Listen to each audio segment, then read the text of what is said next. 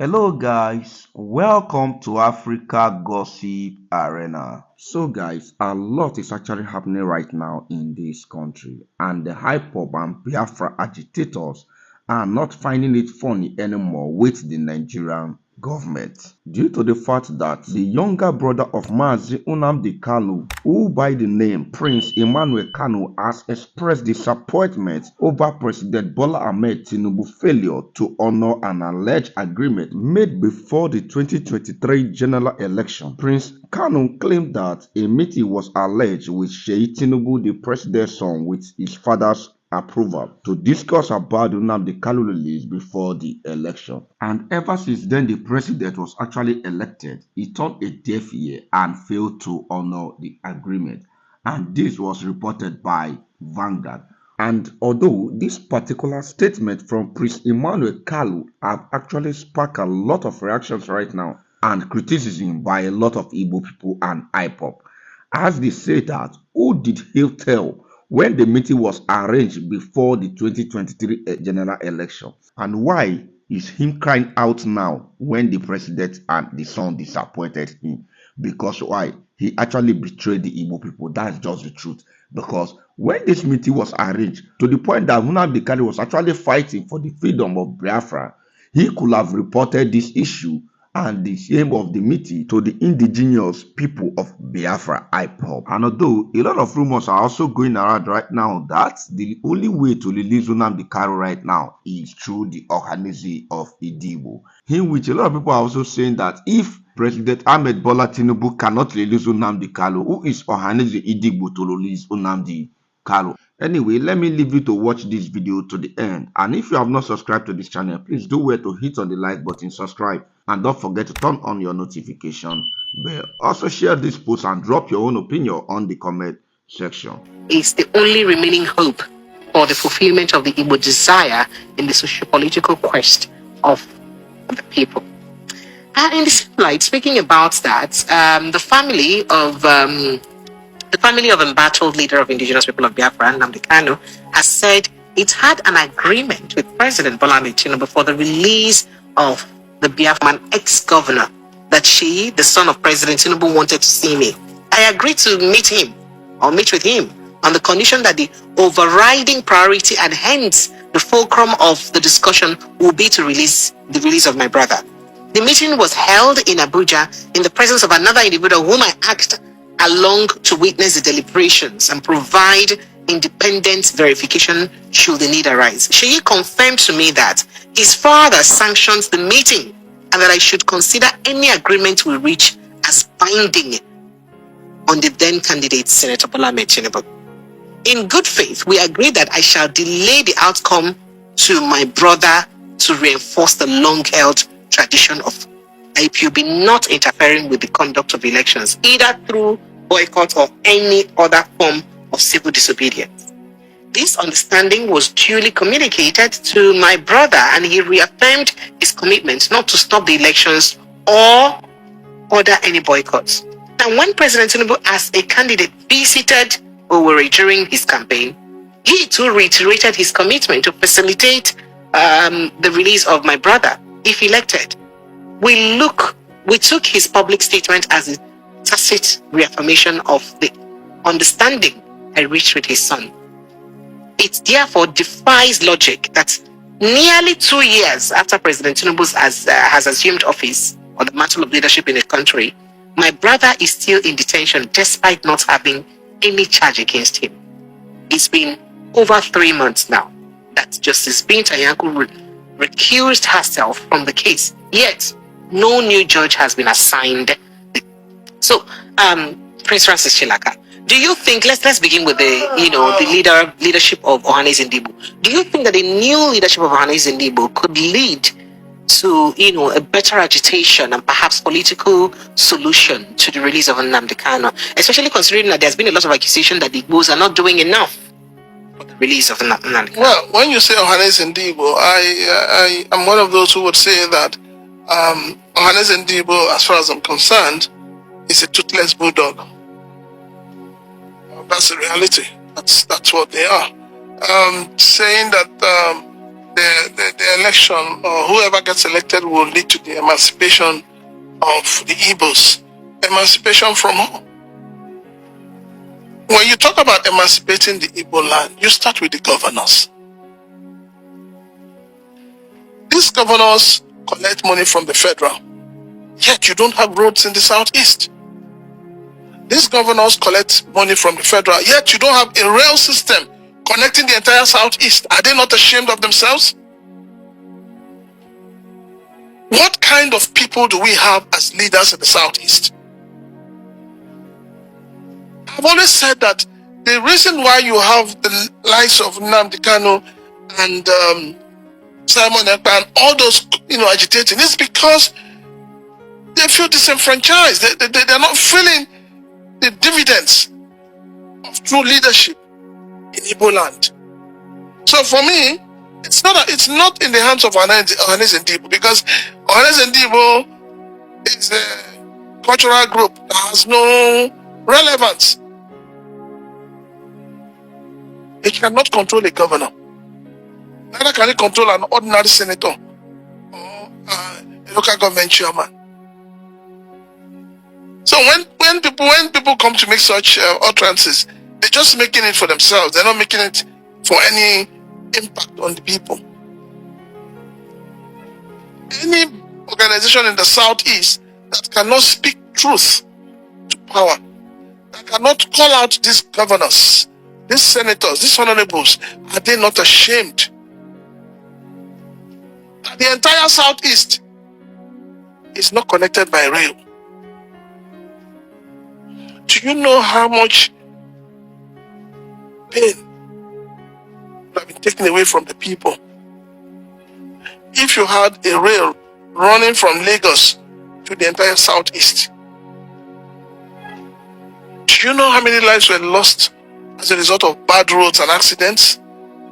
So please, Ohaneneze Indi Igbo should go and rest. They have lost their relevance. They have lost their relevance. All right. Would you like to address the issue of talking about the issue of Nnamdi kalu's brother, yes, and the pact with whatever pact they had? Why is it that is now they're telling Nigerians? When this pact was entered into, why didn't they make it open? You go and enter into a nocturnal agreement, and now you are crying, woof woof. No, knowing the fact that Nnamdi kalu was abducted from Kenya, knowing the fact that the government has always insisted that they will not release him, whatever pact you're entering into should have been made public there and then. So that when you're holding the governors or the president responsible, you know where you're coming from. After all, this is the same presidency that Labour is claiming that they had an agreement that if they accept 70,000 naira as minimum wage, the price of PMS will not go up. But the government has come out to say, we don't know what you're talking about. We didn't enter a social arrangement with you. So you're dealing with a government that is full of denial, full of deceit. Are you saying that? Yes. So whatever agreement you want to enter, whatever agreement you What's your evidence to that statement? The evidence I have is the one between them and NLC. Yes. All the promises Mr. President made to Nigerians. Where is the Agbado? Where is the Agbado he promised Nigerians during the elections? But could that not be the NLC? Where is the Ewa? Against that of the president? Where is the beans? We were not there when they made the agreement. The one he said on TV and radio, where is it? The insecurity that your vice president, Shetima, told you that he would take care of, what has happened? People are still being slaughtered on a daily basis. Nigerians in their own country are living in IDP camps and nobody is saying anything about it. You've forgotten that this same president said to you during the campaign that was going to bring down the price of this petrol. Rather than bringing it down, what has he done? The thing has gone to 1,000 plus. And so they bring it down to 800 and something or 900 and something. Nigerians are rejoicing. Is it not the height of mediocrity? Tell me one promise this president has made that he has kept. If you want me to rejig your mind, you remember on the 29th of May 2023, when he said subsidy is gone, he said those who have been benefiting from that scam called subsidy will be brought to book. Who has been brought to book? Precious. Sir? Talk this cheap. And that is all we get from this government. Okay, so you do believe, are you saying that you believe Nnamdi Kalu's brother that it's true that most likely an agreement It is his own word against Sheyi Tinubu now. I mean, if they want to make a case, let them name the name of the former governor that arranged the meeting. Let them put the names of everybody that was in the meeting. And then let it become, let it fall on those. The honors will fall on those who were mentioned to defend themselves. You don't give Nigerians half truth or half information and you want them to react.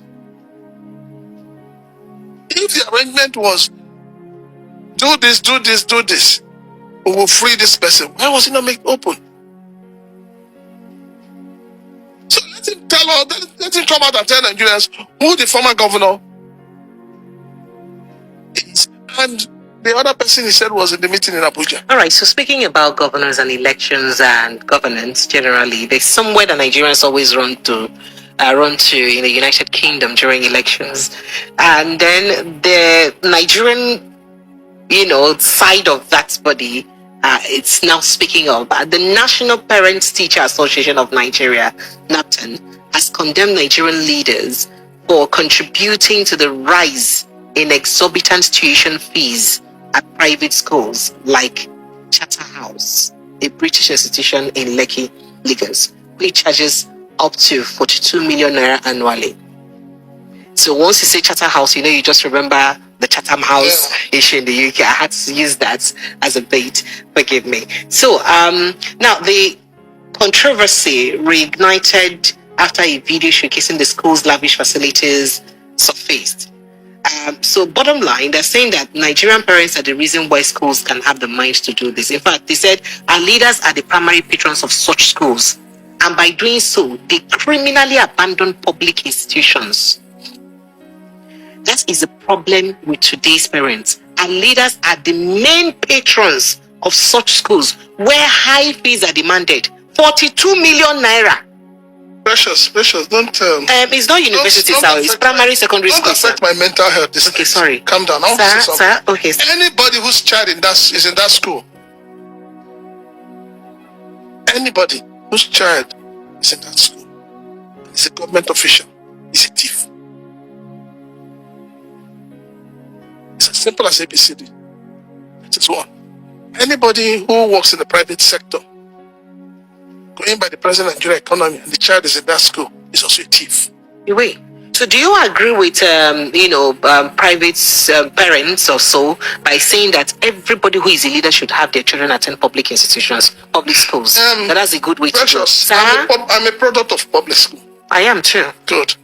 And I still say till tomorrow, of all those who have paraded themselves that they built Lagos, they should hide themselves and hide their faces in shame. The late Lateef Jakonde still remains the man of the years, and the man who really, really understood what it means to govern. This was a man who ensured that public schools were alive and utilized. It is the same wicked politicians we have now that have built public schools because they all have schools that they are operating. And yet, somebody will come out and tell me, I am revamping the economy. I am rejigging the economy. I am bringing life into the economy. In fact, this is exactly what one of the parents spoke. He said the statement further reads that the late Chief Lateef Jakonde, Kayode Jakonde, did that when he was governor of Lagos State in Second Republic. He withdrew his children from private schools and put them in public schools in Ilupeju, Lagos. The skies did not fall. It is when we demand that they would pay attention to public schools that have been criminally neglected in the country. It is not that they neglected them, they killed it. Oh. Wickedness on the highest place. Wait. They don't want the children of the poor to go to school. They like the way the children of the poor are roaming around the streets. Children of the poor. That is the kind of wicked leaders you have in this country. That is why you find out that, once you're a governor, your family members are part of the government house. Once you're a president, your family members are part of the villa. Once you're a senator, your family members and your children enjoying the best things of life. And then who do they tax to sustain their lifestyle? It is the ordinary Nigerians. That is why they find it difficult paying you more than 70,000 naira as minimum wage. And yet, as you and I sit down here today, your senators cannot openly confess how much they're earning because they're hiding it, and because of the shame that will come with it. But that's supposed to be public. Your governors cannot tell you how much they're earning. This is a country where we're saying that there is no money. Mr. President says that the country would have gone down if it didn't remove fuel subsidy. Why has he not stopped giving governors security vote? Why has he not? You cannot come as a president and say you are trying to, people should be patient, you as a president, are you being patient? Right, I challenge Bianca Ojukwu, come to Finland if you have a case to prove. I challenge the Senate President, Godswill Akpabio, come to Finland if you people know you have a case to prove in Finland. And I also, as well, challenge all the lawyers of Nigerian government to come to Finland to defend the government of Nigeria. I challenge every parastatals in Nigeria to come to Finland to prove your case in Finland. Musa sat on channels television lying to you. Eba's case is cooling off somewhere. He will soon be, we have submitted a lot of documentation, documents that you cannot come here to defend. You can't come to where you submitted that document to defend that same document. You talk to people who are demented, who are not reasoning. Musa, come to Finland, you are a general. You know what makes you a general is that uniform. When you take it off, you're a nobody. But so wear that uniform to come to Finland and tell them you're a general from Nigeria, that you came to defend the allegations over Simon Ekpa. I challenge any Nigerian government, if anybody can come and defend these things that Musa is writing. I'm not going to read what I'm looking at, but it's just so, laughable. It's just so disappointing that a whole country called somebody a terrorist and they cannot come and prove that act of terrorism that they called this person. It's a very shameful thing, very disgraceful indeed, very annoying. So if you people cannot come and defend all this noise you have been making on social media, Musa likes to grant interview. He likes when they grant him interview, you will feel big. Sit down and be analyzing. Oh God. No disrespect. I have military people as friends in Nigeria, a lot of them. But you see this man called General Christopher Musa, your own done too much. Your people are destroying our people in the southeast. You are here looking for somebody that is stopping that thing that you are doing in the southeast because of the money you people are making in the southeast. The whole southeast, as we speak now, nobody has one investment there because of your soldiers, your terrorist soldiers, because they are the one kidnapping our people and ripping them off their hard-earned money. I am looking at what the Finnish government is writing about Simon Ekpa, that he has been granted more access now to his family until the investigation by the Nigerian terrorist government. I'm just using the word terrorist government because it's not here as I'm reading it. I'm reading it from here. I don't know, command is something that as the Nigerian government has said that Simon Ekpa is a terrorist. And all the documents submitted on Simon Ekpa has not been proven by the Nigerian government on Simon Ekpa being guilty. These people are just terrible people. These are not leaders. These governments that we have, that the Nigerian people have now, are not leaders. These are animals, criminals, thieves, and terrorists. And I am telling you for free. I'm telling you this for free. I'm telling Nigerians this for free. Because Musa came the other day, he's relaxing. I've been having, he's cooling off somewhere. And